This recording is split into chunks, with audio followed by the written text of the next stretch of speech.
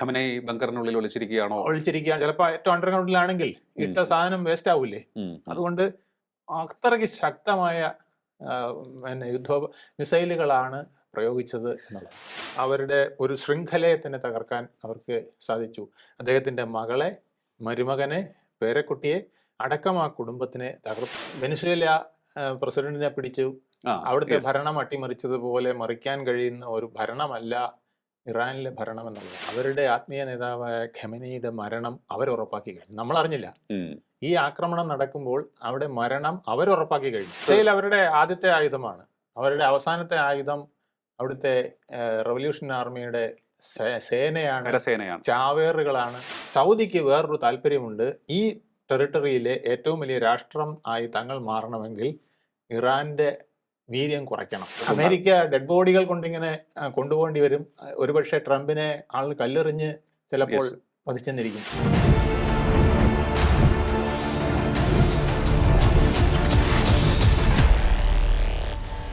നമസ്കാരം, ടോക്കിംഗ് പോയിന്റിലേക്ക് സ്വാഗതം. ഇറാന്റെ പരമോന്നത നേതാവ് അയത്തുള്ള അലി ഖമനേയി കൊല്ലപ്പെട്ടു. ഇത് വലിയ രീതിയിലുള്ള ചലനമാണ് ആഗോള പൊളിറ്റിക്സിൽ വരുത്തിയിരിക്കുന്നത്. നിലവിൽ നടന്നുകൊണ്ടിരിക്കുന്ന ഇസ്രായേൽ US സംയുക്ത സൈനിക നീക്കത്തിന്റെ ഗതി നിശ്ചയിക്കുന്നതാണ് ഈ വധം എന്നുള്ള കാര്യത്തിൽ യാതൊരു സംശയവുമില്ല. ശക്തമായി തിരിച്ചടിച്ചുകൊണ്ടിരിക്കുകയാണ് ഇറാൻ. ഇപ്പോൾ ഈ നടക്കുന്ന തിരിച്ചടി എത്ര നാൾ നീണ്ടു നിൽക്കും, അത് ഏറ്റവും പ്രധാനപ്പെട്ട വിഷയമാണ്. അതിനേക്കാൾ ഉപരി എങ്ങനെ അയത്തുള്ള അലി ഖമനേയിയെ ഇത്ര വേഗത്തിൽ കൊലപ്പെടുത്തുവാൻ ഇസ്രായേൽ സേനയ്ക്ക്, അമേരിക്കൻ സേനയ്ക്ക് സാധിച്ചു, പരിശോധിക്കാൻ നമുക്ക്. നമ്മോടൊപ്പം ചേരുകയാണ് രാഷ്ട്രീയ നിരീക്ഷകൻ അഡ്വക്കേറ്റ് വേണുഗോപാൽ MS. നമസ്കാരം സർ, ടോക്കിംഗ് പോയിന്റിലേക്ക് സ്വാഗതം. നമസ്കാരം.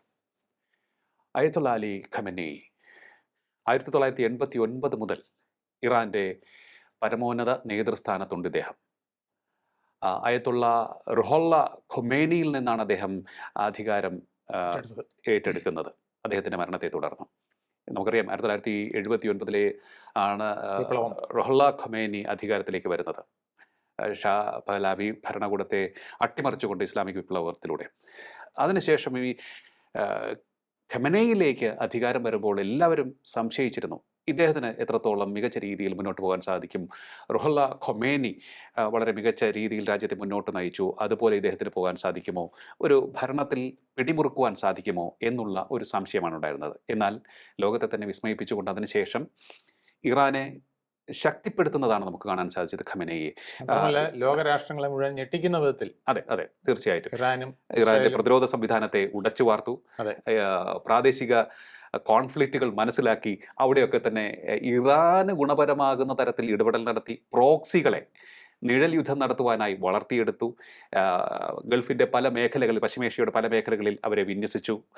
ഇത്തരത്തിൽ ഉള്ള പ്രവൃത്തിയിലൂടെ ലോകത്തെ തന്നെ ആശങ്കപ്പെടുത്താൻ സാധിക്കുന്ന ഒരു കരുത്തായി, ഒരു സൈനിക കരുത്തല്ല എങ്കിൽ പോലും അത്തരത്തിലൊരു വളർച്ച നേടുവാൻ സാധിച്ചു. അദ്ദേഹത്തെയാണ് ഇപ്പോൾ വധിച്ചു എന്ന റിപ്പോർട്ട് നമുക്ക് കഴിഞ്ഞ ദിവസം തന്നെ പുറത്തേക്ക് വന്നത്. യുദ്ധം തുടങ്ങി അധികം വൈകാതെ ഖമനേയിയെ വധിക്കുവാൻ എങ്ങനെ സഖ്യസേനയ്ക്ക് സാധിച്ചു എന്നുള്ളതാണ് എൻ്റെ ഒരു സംശയം വരുന്നത്. എങ്ങനെ ആയിരിക്കാം അദ്ദേഹത്തെ ഇറാനെ പോലെ വലിയൊരു രാജ്യത്ത് ഏറ്റവും സുരക്ഷിതമായ സ്ഥാനത്തായിരിക്കുമല്ലോ അവർ താമസിപ്പിച്ചിട്ടുണ്ടാവുക, എന്നിട്ടും എങ്ങനെയായിരിക്കാം ഇത്ര വേഗത്തിൽ അദ്ദേഹത്തെ വധിക്കാൻ സാധിച്ചത് എന്ന് തോന്നുന്നു. എനിക്കിതിൽ ഒറ്റവാക്കിൽ ഉത്തരം പറഞ്ഞാൽ അയത്തുള്ള അലി ഖമേനിയെ ചതിച്ചു വധിച്ചു, അങ്ങനെയാണോ തോന്നുന്നത്? തീർച്ചയായിട്ടും. കാരണം അദ്ദേഹം ഒരിക്കലും പ്രതീക്ഷിച്ചില്ല സമാധാന ഒരു ചർച്ച ജനീവയിൽ നടക്കുമ്പോൾ UN-ൻ്റെയും US-ൻ്റെയും ആൾക്കാരെ, എക്സ്പേർട്ട് ടീമിനെ വരെ തങ്ങളുടെ ആണവ കേന്ദ്രങ്ങൾ പരിശോധിക്കുന്നതിന് വരുന്നതിന് വിദ്വേഷമില്ല, തങ്ങൾക്ക് സമ്മതമാണ് എന്നുൾപ്പെടെയുള്ള കാര്യങ്ങൾ പറയുമ്പോൾ അത്ര പെട്ടെന്ന്, പ്രത്യേകിച്ച് ഈ റംസാൻ മാസത്തിൽ തനിക്കെതിരെ ഒരു സൈനിക നീക്കം പ്രതീക്ഷിക്കുന്നില്ല, യാതൊരു വിധത്തിലും പ്രതീക്ഷിച്ചില്ല എന്നുള്ളതാണ്. ഓക്കെ. അപ്പം അദ്ദേഹം വളരെ ഓപ്പണായിട്ട് നിന്ന ഒരു സമയത്താണ് ഈ അറ്റാക്ക് വന്നത്. വേറൊരു കാര്യം ശ്രദ്ധിക്കേണ്ടത്, സാധാരണഗതിയിൽ എല്ലാ വാർ അറ്റാക്കുകളും രാത്രി അല്ലെങ്കിൽ വെളുപ്പാങ്കാലത്തൊക്കെയാണ് സംഭവിക്കുന്നത്. കാരണം ഉറക്കത്തിൻ്റെ ആ ഏറ്റവും മുഹൂർത്ത നിമിഷത്തിൽ ആരും ശ്രദ്ധിക്കാതിരിക്കുമ്പോൾ പെട്ടെന്നൊരു അറ്റാക്ക് നടത്തി എല്ലാവരും ഞെട്ടിക്കുക. പക്ഷെ ഇത് അങ്ങനെയല്ല ചെയ്തത്. ഏകദേശം 9:15 മുതലൊക്കെ ആരംഭിക്കാൻ തുടങ്ങി 10:30 ആയപ്പോൾ എല്ലാ പ്രമുഖരും അവരവരുടെ ഡെസ്കുകളിൽ വന്നിരുന്ന്, ഓഫീസ് ഡെസ്കിൽ വന്നിരുന്ന് കഴിയുമ്പോൾ ഈ സാഹചര്യം വിലയിരുത്താൻ വേണ്ടി. അതെ, ആ സാഹചര്യം വിലയിരുത്താൻ മാത്രമല്ല, നോർമൽ ലൈഫ് പോലെ. പ്രത്യേകിച്ച് ഈ അമേരിക്കയുടെ പറക്കലും അത് ഇതൊക്കെ ഇവിടെ ഇങ്ങനെ നടന്നുകൊണ്ടിരിക്കുകയാണല്ലോ. മിസൈലുകളും വരുന്നുണ്ടായിരുന്നു. അല്ല, അത് വരുന്നുണ്ടായിരുന്നു. പക്ഷെ തങ്ങൾക്ക് ചുറ്റും ഇങ്ങനെയുള്ള ഒരു വലയം അവര് 5ാം കപ്പലുകളുടെ പട അടക്കം കൊണ്ടുവന്ന് നിർത്തിയിരിക്കുന്നത് കൊണ്ട് അതിനെയൊക്കെ അവർ വീക്ഷിക്കുന്നുണ്ടായിരുന്നു. ആ വിധത്തിൽ ഓരോ കേന്ദ്രങ്ങളിലും വീക്ഷണം നടക്കുന്നു എന്നല്ലാതെ ഈ സന്ദർഭത്തിൽ ഒരു അറ്റാക്ക് അവർ പ്രതീക്ഷിച്ചില്ല. ആ മുഹൂർത്തത്തിൽ കൃത്യമായി 10:30-ക്ക് ശേഷം എല്ലാവരും അങ്ങനെ ഓഫീസിനകത്ത് വന്ന് നാഷണൽ സെക്യൂരിറ്റി ഗാർഡിന്റെ അടക്കം ഉള്ളവർ ഓഫീസിലെത്തി. അതുപോലെ തന്നെ ഖമനേയിയുടെ ഹെഡ് ക്വാർട്ടേഴ്സ്, അദ്ദേഹത്തിന്റെ വസതി അടക്കമുള്ള ഹെഡ് ക്വാർട്ടേഴ്സ് സജീവമായി നിൽക്കുന്ന സമയത്ത് ഏതാണ്ട് 30-35 ബോംബുകൾ ഒരേ സമയം വർഷിക്കുകയായിരുന്നു അവർ. ഓക്കെ. ഇന്ന് ആ സ്പോട്ട് കാണുമ്പോൾ കുറച്ച് ചാരവും കുറച്ച് ബിൽഡിങ്ങിന്റെ ചില ചീളുകളും ഒക്കെ മാത്രമേ, അതിന്റെ ഒരു കൂന മാത്രം, ഒരു ചാമ്പൽ കൂനയാണ് ആ കോമ്പൗണ്ട് മൊത്തം കാണാൻ കഴിഞ്ഞതെന്നാണ്. ബങ്കർ ബസ്റ്റർ ബോംബുകൾ അടക്കം അവിടെ പരീക്ഷിച്ചിട്ടുണ്ട് എന്നുള്ളതാണ്. ഓക്കെ. ഖമനേയി ബങ്കറിനുള്ളിൽ ഒളിച്ചിരിക്കുകയാണോ? ഒളിച്ചിരിക്കുകയാണ്. ചിലപ്പോൾ ഏറ്റവും അണ്ടർഗ്രൗണ്ടിലാണെങ്കിൽ ഇട്ട സാധനം വേസ്റ്റ് ആവൂലേ. അതുകൊണ്ട് അത്രയ്ക്ക് ശക്തമായ യുദ്ധ മിസൈലുകളാണ് പ്രയോഗിച്ചത് എന്നുള്ളതാണ്. ഞാനൊന്ന് ചോദിച്ചോട്ടെ, അത്രയേറെ കൃത്യതയോടുകൂടെ ആഞ്ഞടിക്കാൻ സാധിക്കുന്ന, പ്രിസൈസ് അറ്റാക്ക് നടത്താൻ സാധിക്കുന്ന തരത്തിലുള്ള ഇന്റലിജൻസ് സംവിധാനം അപ്പോൾ ഇസ്രായേലിനും അമേരിക്കയ്ക്കും ഇറാനുള്ളിൽ ഇപ്പോഴും സജീവമായി നിലനിർത്താൻ സാധിക്കുന്നു. അതാണ് ഏറ്റവും വലിയ ഒരു സത്യം. അതിനൊപ്പം തന്നെ ഇറാന്റെ ഇന്റലിജൻസ് സംവിധാനം പരാജയപ്പെടുകയും ചെയ്തു. അതെ, അതിന്റെ പ്രശ്നം എന്ന് വെച്ചാൽ ഇറാന്റെ ഇന്റലിജൻസ് സംവിധാനത്തിൽ അകത്ത് പോലും മൊസാദിന്റെ ഇന്റലിജൻസ് ഉണ്ടായിരുന്നു എന്നുള്ളതാണ്. ഓക്കെ. അതാണ് അവരുടെ ഒരു പ്രത്യേകത. കാരണം ഇവർ മുമ്പ് വളരെ റിലേഷനിലായിരുന്നല്ലോ. ഇറാൻ ഇസ്രായേൽ റിലേഷൻഷിപ്പ് തകരുന്നതിന് മുമ്പുള്ള ബന്ധമെന്ന് പറഞ്ഞാൽ വലിയ സൗഹൃദമായിരുന്നു. അതെ, അതിനെ നമുക്ക് ഇന്ത്യയും മറ്റാരുമായിട്ട് ഉപയോഗിക്കണമെന്ന് എനിക്ക് തോന്നുന്നു. അത്രയ്ക്ക് വലിയ സൗഹൃദം നിലനിർത്തിയിരുന്ന രണ്ട് രാഷ്ട്രങ്ങളായിരുന്നു ഈ ഇസ്രായേലും ഇറാനും. അപ്പൊ അവിടെ അകത്ത് കടന്ന് എന്തും സാധിക്കുന്നതിനുള്ള ഒരു ചാൻസ് ഇസ്രായേലിനുണ്ടായിരുന്നു. അപ്പോൾ മൊസാദ് എല്ലായിടത്തും അവരുടെ ആൾക്കാരെ സ്ഥാപിച്ചിരുന്നു. ഇസ്രായേലികളെ അല്ല, ഇറാനികളെ സ്ഥാപിച്ചിരുന്നു. അപ്പൊ ആ ടോപ്പ് ലെവലിൽ വരെ അവർക്ക് സംശയം വരുന്ന പലരും ഉണ്ടായിരുന്നു എന്നുള്ളതാണ് സത്യം. അതാണ് ഇത്ര പ്രിസൈസ് ആയിട്ടുള്ള അറ്റാക്ക് നടത്താൻ കഴിഞ്ഞത്. എല്ലാവരും എവിടെയൊക്കെ ഉണ്ട് എന്ന് കണക്കാക്കി ഒരു 40ഓളം ഭരണതലത്തിലെ ഖമേനി അടക്കം, ഏറ്റവും വലിയ ആത്മീയ നേതാവ് അടക്കം അവരുടെ ഒരു ശൃംഖലയെ തന്നെ തകർക്കാൻ അവർക്ക് സാധിച്ചു. അദ്ദേഹത്തിൻ്റെ മകളെ, മരുമകനെ, പേരക്കുട്ടിയെ അടക്കം ആ കുടുംബത്തിനെ തകർത്തു എന്ന് മാത്രമല്ല, സൈനിക മേധാവികളെ പലരെയും, ഡിഫൻസ് മിനിസ്റ്ററെ, അതുപോലെ തന്നെ ഡിഫൻസ് സെക്രട്ടറിയെ, അതുപോലെ തന്നെ അവരുടെ ഇസ്ലാമിക് റവല്യൂഷണറി ആർമിയുടെ ഗാർഡിൻ്റെ ടോപ്പ് ലെവലിലുള്ള പലരെയും ഒക്കെ തകർക്കാനായിട്ട് അവർക്ക് കഴിഞ്ഞു എന്നുള്ളതാണ്. എന്നാൽ അവരുടെ കരുതൽ എന്ന് പറഞ്ഞാൽ രണ്ടാമത്തെ ഖമേനിയായിട്ട് വരേണ്ട മുജ്തബ ഖമേനിയെ അവർ വളരെ സൂക്ഷിച്ച് മാറ്റി നിർത്തിയിരുന്നു എന്നുള്ളതാണ് ഇപ്പോൾ അദ്ദേഹത്തിനെ ആ സ്ഥാനത്തേക്ക് അവരോധിക്കാനായിട്ട് തയ്യാറാകുന്നതിൻ്റെ കാരണം. അദ്ദേഹത്തിനെ സൂക്ഷിച്ചവർ മാറ്റി നിർത്തിയിരുന്നു. അപ്പോൾ എല്ലാവരും ഒരിടത്തല്ല കോൺസെൻട്രേറ്റ് ചെയ്യുന്നു. പക്ഷേ അപ്രതീക്ഷിതമായിരുന്നു ഈ അറ്റാക്ക് എന്നുള്ളതാണ്. ഇവിടെ മാത്രമല്ല, 500 സ്ഥലങ്ങളിലാണ് അറ്റാക്ക് നടത്തിയിരിക്കുന്നത്. 500 സ്ഥലങ്ങൾ എന്ന് പറഞ്ഞാൽ ഇന്ത്യയുടെ ഒരു പകുതി, എനിക്കൊന്ന് തെക്കൻ ഇന്ത്യയുടെ വലിപ്പമേ വരുള്ളൂ. തെക്കൻ്റെ വലിപ്പം വരുള്ളൂ എന്നല്ല, അത് വലിയൊരു വലിപ്പമാണ് കേട്ടോ. ഈ ആ മധ്യേഷ്യയിലെ ഒരു വലിയ രാഷ്ട്രമാണ്. അത്രയും വലിപ്പമുള്ള ഒരു രാഷ്ട്രം, 9 കോടി ജനങ്ങളുള്ള ഒരു രാഷ്ട്രം. അവിടെ 500 സ്ഥലങ്ങളിൽ ഏതാനും മണിക്കൂറുകൾക്കകം അറ്റാക്ക് നടത്തുന്നു എന്ന് പറയുന്നത് വലിയൊരു അറ്റാക്ക് തന്നെയാണ്. അതെ, അത് കാരണം അത് അപ്രതീക്ഷിതമായി. ഇന്നലെ വൈകുന്നേരത്തോടു കൂടി തന്നെ അവർ 14 പ്രവിശ്യകളിലെ 200-ലേറെ കേന്ദ്രങ്ങൾ ബോംബിട്ട് തകർത്തു. അതിനുശേഷം വിക്ഷേപിക്കാനുള്ള സ്ഥലങ്ങൾ, ഹെലിപാഡ്, എയർപാഡുകൾ, അതുപോലെ തന്നെ ആണവ കേന്ദ്രങ്ങളും അതിനു സമീപമുള്ള സ്ഥലങ്ങൾ, യുദ്ധ കോപ്പുകൾ കേന്ദ്രീകരിച്ചിരിക്കുന്ന സ്ഥലങ്ങൾ, ഇവയെല്ലാം കയ്യും കാലും അരിയുന്നത് പോലെ അവർ അറ്റാക്ക് ചെയ്തിരിക്കുന്നു എന്നുള്ളതാണ്. പക്ഷെ എന്നിട്ടും അവിടുന്ന് ഈ ഹൈപ്പർസോണിക് മിസൈലുകളൊക്കെ വിക്ഷേപിച്ചുകൊണ്ടിരിക്കുന്നു എന്നുള്ളത് നമ്മളെ അതിശയപ്പെടുത്തുകയാണ്. ഇപ്പോൾ ഈ നിലവിൽ ഇറാനിലെ സാഹചര്യം എന്തായിരിക്കുമെന്നാണ് അങ്ങ് അനുമാനിക്കുന്നത്? കാരണം ഇറാനിലെ മാധ്യമങ്ങളുടെ റിപ്പോർട്ടുകൾ നോക്കുകയാണെന്നുണ്ടെങ്കിൽ പ്രതിഷേധവുമായി ജനങ്ങൾ തെരുവിൽ ഇറങ്ങിയിട്ടുണ്ട്. തീർച്ചയായിട്ടും ഖമനേയിയുടെ മരണത്തിൽ വളരെ ശക്തമായ മോർണിംഗ്, അമേരിക്കക്കെതിരെ ട്രംപിനെതിരെ മുദ്രാവാക്യം വിളിച്ചുകൊണ്ടാണ് അവിടുത്തെ ഇറാൻ ജനത പ്രതിഷേധവുമായിട്ട് ഇറങ്ങി വന്നിരിക്കുന്നത് എന്നാണ് പറയുന്നത്. അതെ. ഇനിയിപ്പോൾ അതിനെ നമുക്ക് വിശ്വസിക്കാൻ സാധിക്കുമോ എന്നറിയില്ല. ചില കാരണം പിക്ചറുകളും ഞാൻ കണ്ടു, ഇറാൻ മീഡിയയാണ് വിഷ്വൽസും കാണിക്കുന്നുണ്ട്. അത് നമ്മുടെ ഇന്ത്യൻ ടൈംസ് ഓഫ് നമ്മുടെ പോലുള്ള മാധ്യമങ്ങളിൽ ചില വിഷ്വൽസും ഞാൻ കണ്ടു. അവിടെ ജനങ്ങൾ മുദ്രാവാക്യം വിളിച്ചുകൊണ്ട് തെരുവിലേക്ക് ഇറങ്ങുന്നത്. ഓക്കെ. അപ്പോൾ എന്തായാലും ഞാൻ അതിൽ സംശയം പ്രകടിപ്പിക്കാൻ കാരണം ഈ ഖമനേയി ഭരണകൂടത്തിനെതിരെ ശക്തമായ പ്രതിഷേധം ആ രാജ്യത്ത് പലയിടങ്ങളിലായി അലയടിച്ചുകൊണ്ടായിരുന്നു ഇരുന്നത്. അതിനെ അടിച്ചമർത്തുകയാണ് ചെയ്തത് ഭരണകൂടം, കൊന്നൊടുക്കുകയും ചെയ്തത്. അപ്പോൾ അത്തരത്തിലൊരു സാഹചര്യം നിലനിൽക്കുമ്പോൾ എങ്ങനെ ജനങ്ങൾ ഇതിൽ പ്രതിഷേധിക്കും എന്നുള്ളൊരു ചോദ്യം സ്വാഭാവികമായി ഉയരുന്നുണ്ട്. എന്നാൽ ഈ മറുവശവും ഉണ്ടാകുമല്ലോ, ഒരു പ്രതിപക്ഷം അല്ലെങ്കിൽ ഭരണപക്ഷം, അങ്ങനെ രണ്ട് പക്ഷം ഉണ്ടാകുമല്ലോ. തീർച്ചയായിട്ടും അതില് നമ്മൾ മനസ്സിലാക്കേണ്ടത് നമ്മുടെ വെനസ്വേല പ്രസിഡന്റിനെ പിടിച്ചു അവിടുത്തെ ഭരണം അട്ടിമറിച്ചതുപോലെ മറിക്കാൻ കഴിയുന്ന ഒരു ഭരണമല്ല ഇറാനിലെ ഭരണം എന്നുള്ളതാണ്.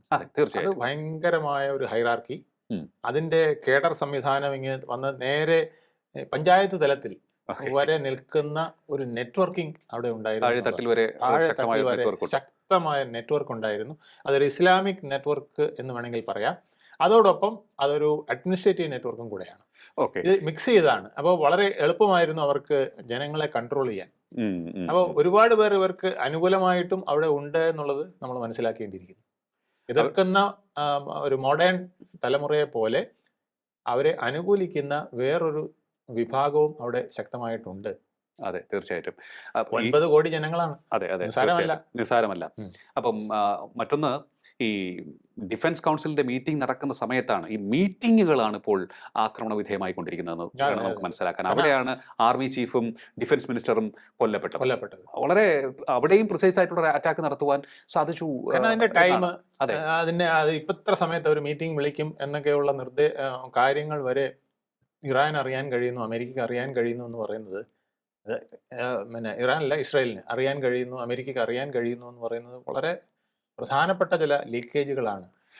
ഈ ലീക്കേജുകൾ വളരെ ടോപ്പിൽ നിന്ന് പോകുന്നു എന്നുള്ളതാണ് മനസ്സിലാക്കേണ്ടത്. ഒന്ന്, ഈ ഒരു സാഹചര്യത്തിലേക്ക് ഇറാനെ എത്തിച്ചത്, നമ്മളെല്ലാവരും കരുതിയത് ഇറാന്റെ ആവനാഴിയിൽ ആയിരക്കണക്കിന് മിസൈലുകളുണ്ട്, അത് പല ദൂരപരിധികൾ ഭേദിക്കാൻ സാധിക്കുന്ന മിസൈലുകളാണ്, പ്രഹരശേഷിയിൽ വമ്പന്മാർ വരെയുണ്ട് എന്നുള്ള ഒരു അനുമാനം നമുക്കുണ്ടായിരുന്നു. പക്ഷേ ആ ഒരു ആത്മവിശ്വാസം ഇറാന് ഇപ്പോഴുണ്ടോ എന്നുള്ള കാര്യം സംശയിക്കുന്നു. ഇറാന്റെ ഈ പതനത്തിന് തുടക്കം ഞാൻ അനുമാനിക്കുന്നത് അന്ന് ബങ്കർ ബസ്റ്ററുകളിട്ട് അവരുടെ ആണവ പരീക്ഷണശാലകൾ US വിമാനങ്ങൾ തകർത്തല്ലോ. അപ്പോൾ ആ സമയം മുതൽ അവർക്ക് അപ്രതീക്ഷിത പ്രഹരം ഏറ്റുകൊണ്ടിരിക്കുകയാണെന്നാണ് ഞാൻ അനുമാനിക്കുന്നത്. കാരണം ആ സമയം അവരുടെ ആവനാഴിയെ വലിയ രീതിയിൽ പ്രഹരമേൽപ്പിക്കുവാൻ US-ന് സാധിച്ചു. പക്ഷേ സമ്പുഷ്ടീകരിക്കപ്പെട്ട കുറെ എന്ന് വെച്ചാൽ 100% 60-70 ഒക്കെ വരുന്ന സമ്പുഷ്ടീകരിക്കപ്പെട്ട യുറേനിയം അവിടുന്ന് ഭംഗിയായി അവർക്ക് മാറ്റാൻ കഴിഞ്ഞു എന്ന് അപ്പോൾ തന്നെ റിപ്പോർട്ട് ഉണ്ടായിരുന്നു. അതിനെ തുടർന്നാണ് ഇപ്പോൾ വീണ്ടും അടിച്ചിരിക്കുന്നത്. അതുകൊണ്ടാണ് ഇപ്പോൾ അടിച്ചിരിക്കുന്നത്. അതെ, കാരണം ഇതൊരു മാറ്റിയിട്ടില്ല.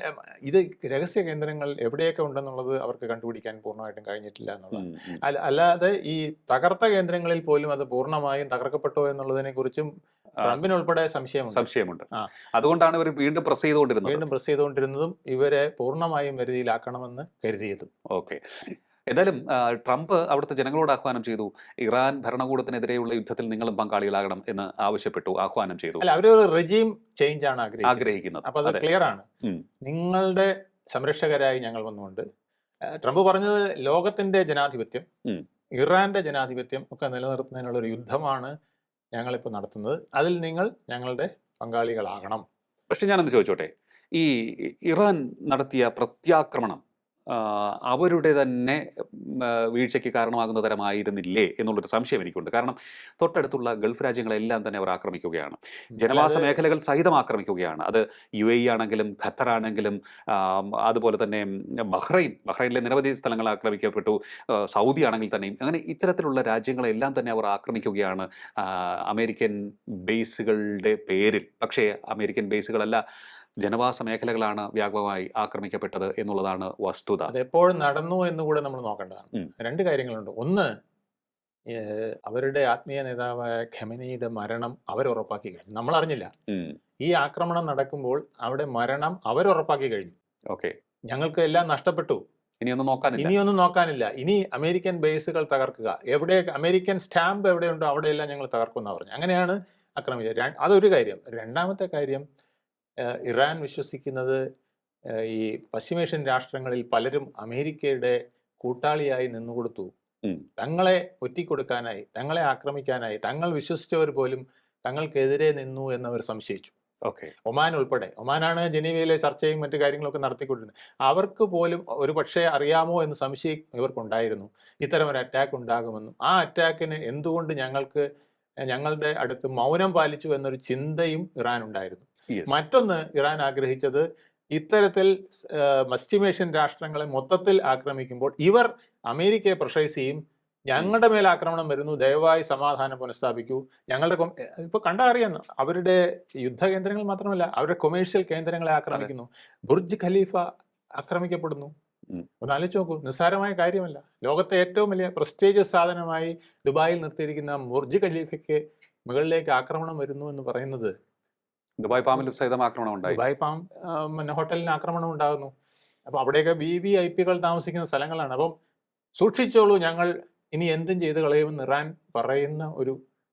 പറയാതെ പറയുന്ന ഒരു യുദ്ധശൈലിയാണ് അപ്പോൾ അവിടെ കാണിച്ചത് എന്നുള്ളത് നമുക്ക് കാണേണ്ടതുണ്ട്. ഇറാന്റെ പക്കൽ വളരെ വലിയ ദൂരപരിധി ഉള്ള മിസൈലുകളുണ്ട്, ഇന്ത്യ സഹിതം റീച്ച് ചെയ്യാൻ സാധിക്കുന്ന മിസൈലുകളുണ്ട്. അപ്പോൾ പിന്നെ ഗൾഫിലാണല്ലോ ഇസ്രായേലിലേക്ക് അടിച്ചുകൊണ്ടിരിക്കുന്നത്.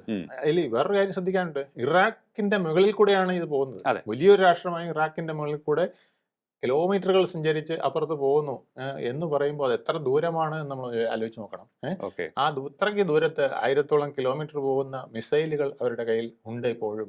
എല്ലാം തകർന്നു, എല്ലാം ഇല്ല എന്ന് അമേരിക്കയും ഇസ്രായേലും വിശ്വസിക്കുമ്പോൾ പോലും അവരുടെ കയ്യിൽ പലതും ഇപ്പോഴും ഉണ്ടെന്നുള്ളതാണ്.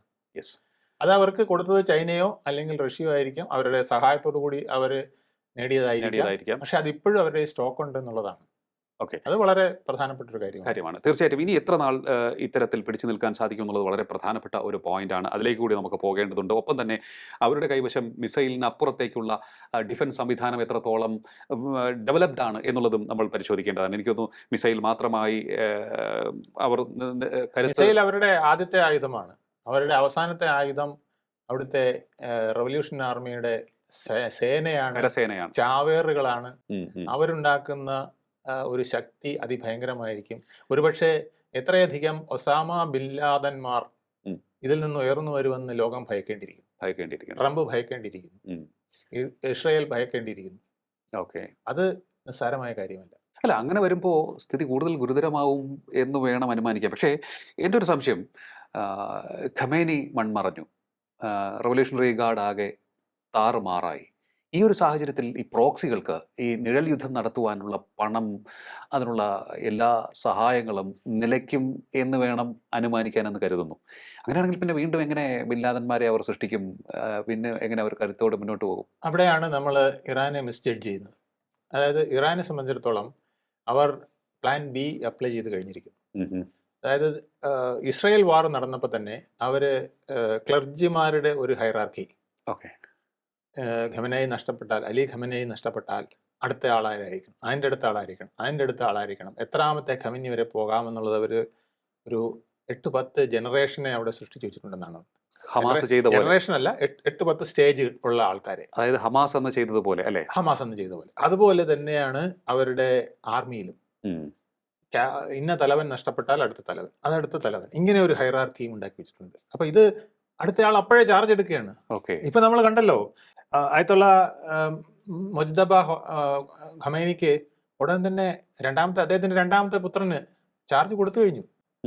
ഇപ്പൊ ഔദ്യോഗിക ദുഃഖാചരണം നടക്കുന്നതുകൊണ്ട് മറ്റൊന്നും നടക്കില്ല. പക്ഷെ അനൗദ്യോഗികമായിട്ട് അവർ ഡിക്ലെയർ ചെയ്ത് കഴിഞ്ഞു, അടുത്തത് മുജ്തബ ഖമേനിയാണ് അടുത്ത തലവൻ എന്നുള്ളത്, പക്ഷെ ആത്മീയ തലവൻ എന്നുള്ളത്. അമേരിക്കയിൽ ഷാ റസ പഹ്ലാവി വളരെ വലിയ രീതിയിൽ സഖ്യസേനകളെ അഭിനന്ദിച്ചു. അതായത് ഇസ്രായേലിനെയും അമേരിക്കയും ഒക്കെ തന്നെ അഭിനന്ദിച്ചു, നന്ദി പറഞ്ഞു, ജനങ്ങളെ അഭിനന്ദനം അറിയിച്ചു, അവിടുത്തെ ഒരു ഭരണമാറ്റം ഉടൻ സംഭവിക്കുമെന്നുള്ളൊരു പ്രത്യാശയും പ്രകടിപ്പിച്ചു. അപ്പോൾ അതൊക്കെ നടക്കില്ല എന്നാണോ നമ്മൾ കരുതുക?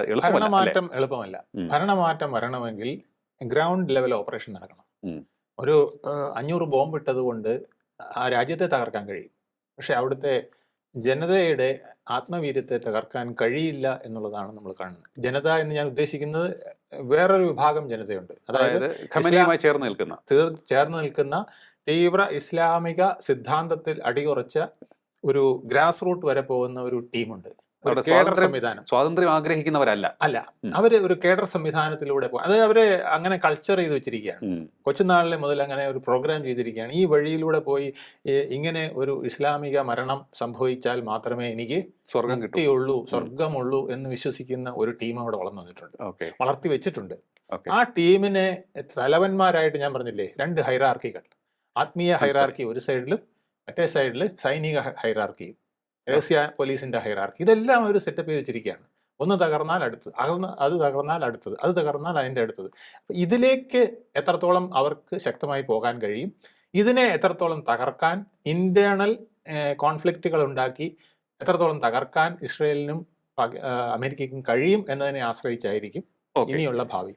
ഒപ്പം ഇസ്ലാമിക രാഷ്ട്രങ്ങൾ ഇവരെ ഒറ്റപ്പെടുത്തുമോ, സൗദി അടക്കം ഉള്ളവർ എന്ത് ചെയ്യും, അതൊരു കൺസേൺ ആണെന്ന് തോന്നുന്നു അവർക്ക്. കാരണം അവർക്കൊരു കൺസേൺ ആവും, യാതൊരു സംശയവുമില്ല. കാരണം അവരിപ്പോ എന്താണ് കണ്ണി കണ്ടതിനെ എല്ലാം അടിക്കുന്ന രീതിയിലേക്ക് അവർ ഗൾഫ് രാജ്യങ്ങളെല്ലാം തന്നെ ആക്രമിച്ചു. അപ്പോൾ ഗൾഫ് രാജ്യങ്ങൾ സ്വാഭാവികമായും അവരുടെ രക്ഷ കരുതി, അല്ലെങ്കിൽ അവർക്ക് നേരെ ആക്രമണം നടത്തുന്നവർക്ക് ഒപ്പം നിൽക്കില്ല. സ്വാഭാവികമായും അതിർത്തി കടന്ന് അവരുടെ പരമാധികാരത്തെ ചോദ്യം ചെയ്തുകൊണ്ട് US-ന്റെ സൈനിക താവളങ്ങൾ ആക്രമിക്കുന്നത് മാത്രമല്ല, അവരുടെ കൊമേഴ്സ്യൽ താവളങ്ങൾ ആക്രമിക്കുകയാണെന്നേ. ഇപ്പൊ പോർട്ടുകൾ, എയർപോർട്ടുകൾ, ഇങ്ങനെയൊക്കെ ഉള്ള കൊമേഴ്സ്യൽ സെന്ററുകളൊക്കെ ആക്രമിക്കുമ്പോൾ തീർച്ചയായിട്ടും പശ്ചിമേഷ്യയിലെ മറ്റ് ഇസ്ലാമിക രാഷ്ട്രങ്ങൾക്ക് പിടിച്ചു നിൽക്കേണ്ടതായ അവരെ എതിർക്കാതെ നിവൃത്തിയില്ലാതെ വരും. ആ ഒരു പ്രവർത്തനയും കൂടെ അവർ ചെയ്തു വെച്ചിട്ടുണ്ട്. അതവര് പോസിറ്റീവ് ഉദ്ദേശിച്ചായിരിക്കാം ചെയ്തതെന്ന് എനിക്ക് തോന്നുന്നു. അവർക്ക് പോസിറ്റീവായി തോന്നുന്നു. അതായത് എങ്ങനെയെങ്കിലും ഈ വാറൊന്ന് അവസാനിപ്പിച്ച് ഒരു സമാധാന കരാറിൽ ഉണ്ടാക്കണം എന്നതിലേക്ക് ഇറാനെ കൊണ്ടെത്തിക്കുക എന്നുള്ള ലക്ഷ്യം വെച്ചായിരിക്കാം അവർ ചെയ്തത്. പക്ഷേ ഇത് നെഗറ്റീവും ആവാം, പോസിറ്റീവും ആവാം. അത് ഇനി വരുന്ന ആളുകളിൽ നമുക്കത് പൂർണ്ണമായും പറയാൻ കഴിയും. പക്ഷേ ഞാൻ വേറൊരു കാര്യം ചോദിച്ചോട്ടെ. നേരത്തെ ഞാൻ ചോദിച്ചു വെച്ചതാണ്, പക്ഷെ അതിലേക്ക് നമ്മൾ പോയില്ല. അതായത് ഇപ്പോൾ ഈ ആക്രമണം നടക്കാനുള്ള സാധ്യത ആരും കണ്ടിരുന്നില്ല. കാരണം സമാധാന ചർച്ച നടക്കുകയായിരുന്നു. അതിനിടയിൽ പൊടുന്നനെ ഒരു ആക്രമണം പൊട്ടിപ്പുറപ്പെടുകയാണ്. ഇവർ പറഞ്ഞത്, അമേരിക്കയും ഇസ്രായേലും നൽകുന്ന വിശദീകരണം, ഒരു ന്യൂക്ലിയർ പവറായി ഇറാൻ മാറരുത്, അവരുടെ ന്യൂക്ലിയർ പ്രോഗ്രാമിന് തടസ്സം സൃഷ്ടിക്കുകയാണ് അവരുടെ ലക്ഷ്യം, അവരുടെ അതിന് റെജീം മാറ്റം അനിവാര്യമാണ്, അതുകൊണ്ടാണ് ആക്രമിച്ചത് എന്നുള്ളതാണ് അവർ വിശദീകരിക്കുന്നത്. എന്ത് തോന്നുന്നു, ഒരു ഇത്തരത്തിലുള്ള ആണവായുധം മാത്രമായിരിക്കുമോ, അതോ മറ്റ് പൊളിറ്റിക്കൽ റീസൺസ് ഉണ്ടാകുമോ? പൊളിറ്റിക്കൽ റീസൺസ് ഉണ്ട് എന്നുള്ളതാണ് ന്യൂയോർക്ക് ടൈംസ് ലേറ്റസ്റ്റ് ആയിട്ട് റിപ്പോർട്ട് ചെയ്യുന്നത്. അതായത് സൗദിയുടെ സൽമാൻ രാജകുമാരൻ ഇന്നലെയും മിനിഞ്ഞാന്നുമൊക്കെ ആയിട്ട് പല പ്രാവശ്യം ട്രംപിനെ വിളിച്ച് ഈ ആക്രമണത്തിന് പുഷ് ചെയ്തുകൊണ്ടിരിക്കുന്നു ഇസ്രയേലിനൊപ്പം എന്നാണ് അറിയാൻ കഴിയുന്നത്. അപ്പോൾ സൗദിക്ക് വേറൊരു താല്പര്യമുണ്ട്, ഈ ടെറിട്ടറിയിലെ ഏറ്റവും വലിയ രാഷ്ട്രം ആയി തങ്ങൾ മാറണമെങ്കിൽ ഇറാന്റെ വീര്യം കുറയ്ക്കണം. ഏറ്റവും വലിയ സൂപ്പർ പവറായിട്ട് സൗദി വളർന്നു വരണമെങ്കിൽ ഇറാന്റെ ഈ മേധാവിത്വം കുറയ്ക്കണം. അപ്പോൾ അതിനായിട്ടുള്ള ഒരു തന്ത്രമായി 40-കാരനായ ഈ സൽമാൻ രാജകുമാരന്റെ ബുദ്ധി പ്രവർത്തിച്ചിട്ടുണ്ട് എന്നുള്ളതാണ് ന്യൂയോർക്ക് ടൈംസ് അടക്കമുള്ളവർ റിപ്പോർട്ട് ചെയ്യുന്നത്. അപ്പോൾ അതുകൊണ്ടാണ് ട്രംപ് ഇത്ര ചാടിപ്പുറപ്പെട്ടതെന്നും ട്രംപിന് ഇത്ര പെട്ടെന്ന് യുദ്ധം നടത്തേണ്ടി വന്നതെന്നും വീക്ഷിക്കപ്പെടുന്നു. അതിൽ ഇസ്രായേലിനും പങ്കുണ്ട്, ഈ സൗദി രാജകുമാരനും പങ്കുണ്ട് എന്നുള്ളത്. പക്ഷെ നമ്മൾ മുൻപ് പലപ്പോഴും സംസാരിച്ചിട്ടുള്ളതാണ്, ഇസ്രായേൽ എന്തുകൊണ്ട് ഈ യുദ്ധം അവസാനിപ്പിക്കാതെ, അതായത് ഞാൻ ഉദ്ദേശിക്കുന്നത് ഹമാസുമായിട്ടുള്ള ഏറ്റുമുട്ടൽ അവസാനിപ്പിക്കാതെ നീട്ടിക്കൊണ്ടുപോകുന്നത് എന്തുകൊണ്ട് എന്നുള്ളൊരു ചോദ്യത്തിന് അന്ന് ഉത്തരമായി വന്നത്, നെതന്യാഹു സ്വന്തം രാജ്യത്ത് മുൾമുനയിൽ നിൽക്കുകയാണ്, ആരോപണങ്ങളുടെ നടുവിൽ നിൽക്കുകയാണ്, അദ്ദേഹത്തിനെതിരെ ആക്രമണം നിൽക്കുന്ന സമയം മുതൽ തന്നെ നിയമ നടപടി ഉണ്ടാകും, അദ്ദേഹം വീണ്ടും പ്രതിരോധത്തിലേക്ക് പോകും, അധികാരം നഷ്ടപ്പെടുന്ന സാഹചര്യം പോകും. അപ്പോൾ അത് തടയാൻ വേണ്ടി ആ സിറ്റുവേഷനെ അതിജീവിക്കുന്നതിന് വേണ്ടിയാണ് ആക്രമണം നടത്തിയത് എന്ന്. അതുപോലെ ട്രംപും അമേരിക്കയിൽ വലിയ രീതിയിൽ പ്രതിരോധത്തിൽ നിൽക്കുന്ന അവരുടെ സുപ്രീം കോടതി തന്നെ ശക്തമായ പ്രഹരമാണ് ഏൽപ്പിച്ചത്. അപ്പോൾ ഇങ്ങനെ 2 നേതാക്കളും പ്രതിരോധത്തിൽ സ്വന്തം രാജ്യത്ത് നിൽക്കുമ്പോൾ അതിനെ അതിജീവിക്കുന്നതിന് വേണ്ടി ഇത്തരമൊരു ആക്രമണത്തിലേക്ക് പോകുന്നു. 2 രാജ്യത്തെ ജനങ്ങളോടും അവർക്ക് പറയാൻ സാധിക്കും, ഇതൊരു വലിയ നേട്ടമായി വിശദീകരിക്കാനും സാധിക്കും. അങ്ങനെ ഒരു റീസൺ കൂടി ഇതിന് പിന്നിൽ ഉണ്ടാവില്ലേ? ആ റീസൺ ഉണ്ട്. ആ റീസണുകൾ പ്രസക്തവുമാണ്. കാരണം ഇനിയിപ്പോൾ അമേരിക്കയിൽ 1-2 തെരഞ്ഞെടുപ്പുകൾ വരാൻ പോവുകയാണ്. അതെ. ആ തെരഞ്ഞെടുപ്പിൽ ഞാൻ എന്തോ ചെയ്തു എന്ന് ട്രംപിന് കാണിക്കണം. അതായത് 1917 വുഡ്രോ വിൽസൺ എന്ന മഹാനായ അമേരിക്കൻ പ്രസിഡന്റ് ഇതുപോലെ ജർമ്മനിയുമായി ഒരു അറ്റാക്ക് നടത്തി. അങ്ങനെയാണ് ഒന്നാം ലോകമഹായുദ്ധം ഉണ്ടായത്. അതുപോലെ പക്ഷെ അതിൻ്റെ നേട്ടങ്ങൾ ഒരുപാട് അമേരിക്കയ്ക്ക് കിട്ടുകയുണ്ടായി. പിന്നീട് ഈ കോളനിവൽക്കരണവും അതിൻ്റെതായ മറ്റൊരു സ്വാതന്ത്ര്യത്തിനും ഇട വന്നില്ലെങ്കിൽ അമേരിക്കയ്ക്ക് ഒരുപാട് ബെനിഫിറ്റുകൾ ഉണ്ടാക്കാൻ കഴിഞ്ഞു. പക്ഷെ അദ്ദേഹത്തിൻ്റെ തന്ത്രപരമായ നീക്കങ്ങൾ കൊണ്ട് ലീഗ് ഓഫ് നേഷൻസ് യുഎൻ്റെ മുൻപത്തെ തലമുറ എന്ന് പറയുന്ന ലീഗ് ഓഫ് നേഷൻസിനെ വരെ സൃഷ്ടിച്ച് അദ്ദേഹം വെച്ചു. പക്ഷെ ആ കപ്പാസിറ്റി ഒന്നും ട്രംപിനില്ല. ട്രംപ് ചെയ്തത് ചിലപ്പോൾ അബദ്ധമായി ഭവിക്കുമോ എന്നുള്ളത് ഇപ്പോൾ അമേരിക്കയിലും ചർച്ചയാണ്. ബെൻ റോഡ് എന്ന് പറഞ്ഞ ഒബാമയുടെ national adviser, security national adviser, മുൻ അഡ്വൈസർ പറയുന്നത് ഈ ട്രംപ് ചെയ്തത് ബുദ്ധിമോശമാണെന്നാണ്. അമേരിക്കയ്ക്കും ദോഷമാകും, ലോക സമാധാനത്തിനും ദോഷമാകുമെന്നാണ് അദ്ദേഹം ഇന്നലെ തന്നെ സൂചിപ്പിച്ചത്. കാരണം ഇതൊരു ചാവേർ സേനയായിട്ട് നിൽക്കുമോ എന്ന് ഭയപ്പെടേണ്ട ഒരു സാഹചര്യമുണ്ട്. അതുകൊണ്ടാണ് കാരണം ഇവർ ട്രെയിൻ ചെയ്ത ഹമാസ്, ഹിസ്ബുള്ള, ഹൂതികൾ ഒക്കെ ഇപ്പോഴും പലയിടത്തായി വിഹരിക്കുന്നുണ്ട്. ഇവരുടെ ഈ താവളം പൂർണ്ണമായി തകർത്ത് ഒരു ലാൻഡ് ഓപ്പറേഷനിലൂടെ അവിടെ ഒരു അട്ടിമറി നടത്തി വേറൊരു സർക്കാരിന് പ്രതിഷ്ഠിക്കാൻ കഴിയുന്നിടം വരെ ഇത് പൂർണ്ണമായി എന്ന് പറയാൻ കഴിയില്ല. പക്ഷേ അങ്ങനെ ഒരു സാധനം ഉണ്ടാക്കുക ഇച്ചിരി സമയമെടുക്കുന്ന ദുഷ്കരവുമാണ്. പക്ഷേ അവിടെ ഒരു ലാൻഡ് ഓപ്പറേഷൻ നടത്തുക ഒരു വെല്ലുവിളി നിറഞ്ഞതായിരിക്കും. വ്യോമാക്രമണത്തിനപ്പുറത്തേക്ക് ഒരു ലാൻഡ് ഓപ്പറേഷനെ കുറിച്ച് അവർ തുനിഞ്ഞാൽ ഒട്ടേറെ നാശനഷ്ടം അവരുടെ ഭാഗത്ത്. അമേരിക്ക ഡെഡ് ബോഡികൾ കൊണ്ടിങ്ങനെ കൊണ്ടുപോകേണ്ടി വരും. ഒരുപക്ഷെ ട്രംപിനെ ആൾ കല്ലെറിഞ്ഞ് ചിലപ്പോൾ വധിച്ചെന്നിരിക്കും അമേരിക്കയിൽ. അത്രയ്ക്ക് വലിയ എതിർപ്പ് അദ്ദേഹത്തിനെതിരെ വന്നേക്കാം. മറ്റൊന്ന്, ഈ കോൺഫ്ലിക്റ്റ് എത്രയും വേഗം അവസാനിപ്പിക്കേണ്ടതും അത്യാവശ്യമാണെന്ന് തോന്നുന്നു. കാരണം ഈ ഹോർമോസ് കടലിടുക്ക് അടച്ചിട്ട് കഴിഞ്ഞാൽ അത് വലിയൊരു അതാണ് ഇപ്പോൾ അവരുടെ തന്ത്രം. ഹോർമോസ് കടലിടുക്കിനെ മാക്സിമം യൂസ് ചെയ്യാൻ ഇനി ഇറാൻ ശ്രമിക്കും. അവിടെ അടച്ചിടാൻ, അതായത് ട്രാഫിക് ജാം അവർ സൃഷ്ടിക്കാൻ, ചരക്ക് കപ്പലുകളെ അതിലേക്ക് അതുവഴി കടത്തിവിടില്ലെന്ന് അവർ പ്രഖ്യാപിച്ചു കഴിഞ്ഞു. ഒരു ട്രാഫിക് ജാം, ഒരു ലോകത്തിന് തന്നെ ഒരു ട്രാഫിക് ജാം സൃഷ്ടിക്കാനായിട്ട് അവർക്ക് കഴിയും. ആ കാര്യങ്ങളും അവരിനി നോക്കാൻ സാധ്യതയുണ്ട്. ഞാൻ പറഞ്ഞില്ലേ, തല അറ്റുപോയിട്ടില്ല. അത് ഒരു തല അറ്റപ്പോൾ വേറെ തല കിളുത്തു വന്നു. ഇനി ഇത് അറ്റാലും വേറൊരു തല കിളുക്കും. അതാണ് ഇറാന്റെ ഒരു ശൈലി. അത്തരത്തിലൊരു നെറ്റ്വർക്ക് അവരവിടെ ഉണ്ടാക്കി വെച്ചിട്ടുണ്ട്. അപ്പോൾ എന്തായാലും ഈ സൈനിക നടപടികൾ, ഈ യുദ്ധം ഏത് തലത്തിലേക്ക് ഇനി നീങ്ങാൻ സാധ്യതയുണ്ടെന്നാണ് നമുക്ക് അനുമാനിക്കുന്നത്. ഇതിന്റെ പാഠങ്ങൾ ഒരുപക്ഷെ ട്രംപ് പഴയ പാഠങ്ങൾ നോക്കി പഠിച്ചില്ല എന്ന് എനിക്ക് തോന്നുന്നു. ഇപ്പോൾ ഇറാഖിനെ ആക്രമിച്ച ജോർജ് W. ബുഷിന്റെ ബുദ്ധിയിൽ വന്ന അപാകതകൾ അദ്ദേഹം പഠിക്കേണ്ടതായിരുന്നു. അത് എത്രത്തോളം US ദോഷം ചെയ്തു. എത്ര ശവപ്പെട്ടികളാണ് US പട്ടാളക്കാരൻ്റേത് അവിടെ എത്തിയത്. പിന്നീട് എത്ര സാഹസങ്ങൾ അവർക്ക് ചെയ്യേണ്ടി വന്നു. എന്നിട്ടും ഇറാനിൽ എന്തെല്ലാം പ്രശ്നങ്ങൾ അവർക്ക് നേരിടേണ്ടി വന്നു. ഇറാഖിൽ അതുപോലെ തന്നെ അഫ്ഗാനിസ്ഥാനിൽ അവരെ കീഴടക്കി തരിപ്പണമാക്കി. പക്ഷേ അഫ്ഗാനെ പൂർണ്ണമായും കീഴടക്കാൻ അവർ കഴിഞ്ഞോ? അവിടെ അവർ അവസാനം ഇട്ടെറിഞ്ഞു പോകേണ്ടി വന്നില്ലേ? അവരുടെ ആയുധങ്ങളും വലിയ ടാങ്കുകളും യുദ്ധസന്നാഹങ്ങളും എല്ലാം ഉപേക്ഷിച്ചിട്ട് ഒരു ദിവസം പറന്നു പോകേണ്ടി വന്നില്ലേ US? ഇപ്പൊ വീണ്ടും എനിക്ക് തോന്നുന്നു ഇപ്പം പാകിസ്ഥാൻ ഉപയോഗിച്ച് അതെ, അവരുടെ എയർബേസുകൾ പിടിക്കാനായിട്ടാണ് ശ്രമിക്കുന്നത്. അവിടെ ചൈനയ്ക്കെതിരെ ഒരു ശക്തമായ എയർബേസ് അവർക്ക് വേണം. അതുപോലെ തന്നെ അവിടുത്തെ മിനറൽ ശേഖരം വേണം. ഇതിനൊക്കെ ആയിട്ട് വീണ്ടും ശ്രമം നടക്കുന്നുണ്ട്. അതിനാണ് ഇപ്പോഴത്തെ യുദ്ധം എന്നും വ്യാഖ്യാനിക്കുന്നത്. ഇറാനിലെയും ശേഖരം ചില്ലറയല്ല, തന്നെയാണ്. വെനിസ്വേലയിലേക്കാൾ എളുപ്പമാണ് ഇറാനിലെ എണ്ണ ശേഖരങ്ങൾ കിട്ടിക്കഴിഞ്ഞാൽ. കാരണം അവിടെ മൈനിങ്ങിനൊക്കെ ഒരുപാട് പ്രതിസന്ധികളുണ്ട്. പക്ഷെ ഇവിടെ അങ്ങനെയില്ല. എല്ലാം നെറ്റ്വർക്കും സെറ്റപ്പും ഉള്ള സ്ഥലമാണ്. പെട്ടെന്ന് എക്സ്കവേറ്റ് ചെയ്ത് അവർക്ക് കോടികൾ നേടാമെന്നൊക്കെയുള്ള മോഹങ്ങൾ അത് വേറെ ഉണ്ട്. പക്ഷെ അത് കൈ കിട്ടണ്ടേ? ഈ രാജ്യത്തെ കയ്യിലെടുക്കുക, കൈപ്പിടിയിൽ ഒതുക്കുക എന്നുള്ളത് ഇപ്പോഴും അത്ര എളുപ്പമല്ല, ദുഷ്കരമാണ്. ഒരു പാവ സർക്കാരിനെ അവിടെ സൃഷ്ടിക്കാൻ പോലും കഴിയുമോ എന്നുള്ളത് ഇനിയും സംശയമാണ്. അല്ലെങ്കിൽ ഈ ടീമിൽ ഒരാളെ അവർ കണ്ടുവെക്കേണ്ടിയിരിക്കുന്നു. അങ്ങനെ കണ്ടുവച്ചിട്ടുണ്ടോ എന്ന് നമുക്ക് പറയാൻ പറ്റില്ല. ഏത് ടീമിലാണ്? അതായത് ഇപ്പോ ഉണ്ടാക്കിയിരിക്കുന്ന ക്ലർജി ടീമിലോ അല്ലെങ്കിൽ ആർമി ഹൈറാർക്കിയിലോ, ഇറാന്റെ ഹൈറാർക്കിയിൽ ആരെങ്കിലും ഒരാളെ പെട്ടെന്നൊരു അട്ടിമറി നടത്തി അതിനകത്ത് ഈ മേധാവിത്വം കൊണ്ടുവരാനായിട്ടുള്ള ഒരു സെറ്റപ്പ് അവിടെ ഉണ്ടാക്കിയിട്ടുണ്ടോ എന്നുള്ളത് സംശയിക്കണം. അത് വന്നാൽ ഒരു പക്ഷേ പണി എളുപ്പമാവും. ഇല്ലെങ്കിൽ ലാൻഡ് ഓപ്പറേഷനിലൂടെ ഇതിനെ മുഴുവൻ തട്ടിത്തെറിപ്പിച്ചിട്ട് പോകേണ്ടി വരും.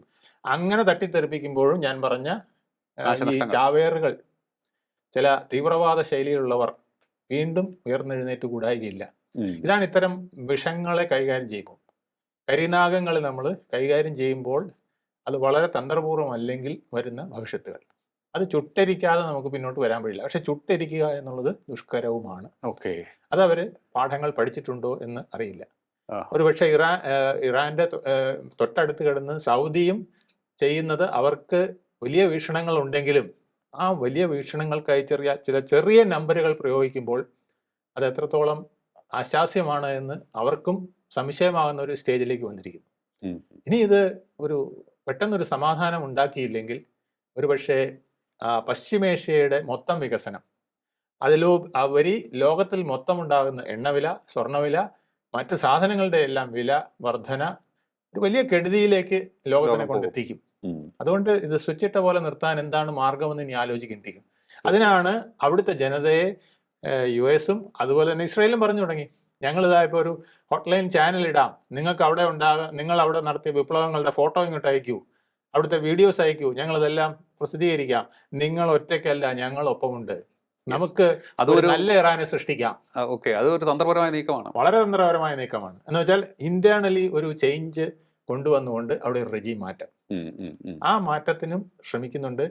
പക്ഷെ ഇതൊക്കെ എത്രത്തോളം ഫലവത്താകുമെന്നുള്ളത് ഈ ഒരു റംസാൻ മാസത്തിൽ, ഈ സമാധാനത്തിൻ്റെ മാസത്തിൽ ഒരു ആത്മീയ നേതാവിന്, ഷിയ വിഭാഗത്തിൻ്റെ ഒരു ആത്മീയ നേതാവിനുണ്ടായ അതിദാരുണമായ ചതിക്കൊല, അത് എങ്ങനെ ഇവർ പ്രതികരിക്കും?